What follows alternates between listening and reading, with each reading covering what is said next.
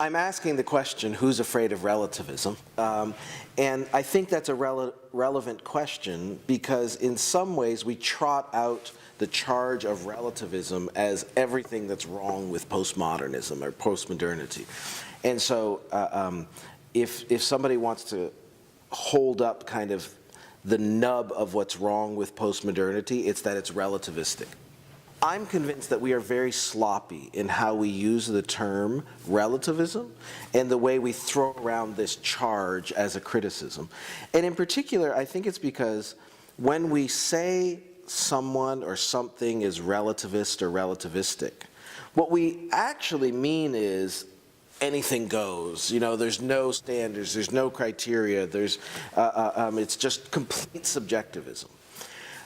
I think that's a very imprecise way to use the word, and in a way I'm trying to recover what I think is the more proper sense of the word, that is, something is relative when it is dependent on certain conditions, criteria, contexts, communities.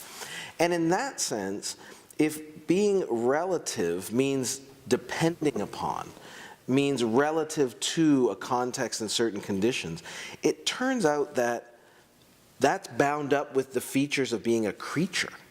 That creaturehood is characterized by dependency, contextual conditions that shape how we know. That in a sense, we are relative to communities of practice that we are a part of. In some shocking sense even, the truth of the Christian faith is relative to the revelation of God in Christ and the contingency of that.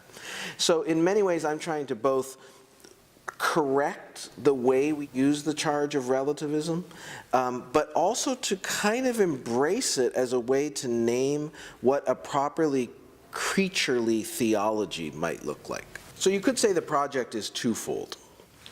On the one hand, I want to invite us to be more precise in how we use the word relativism, how we throw that around as a charge, what it is that we're worried about when we talk about relativism.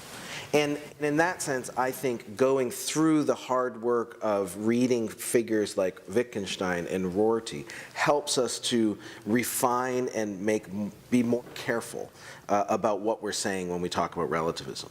But the constructive and theological part of the project is that I actually think Christians should consider why relativism is not a bad way to describe what it means to be a creature. That the conditions of creaturehood, that we are finite, that we inhabit communities, that we are dependent upon others, that we are schooled in communities of practice that enable us to know.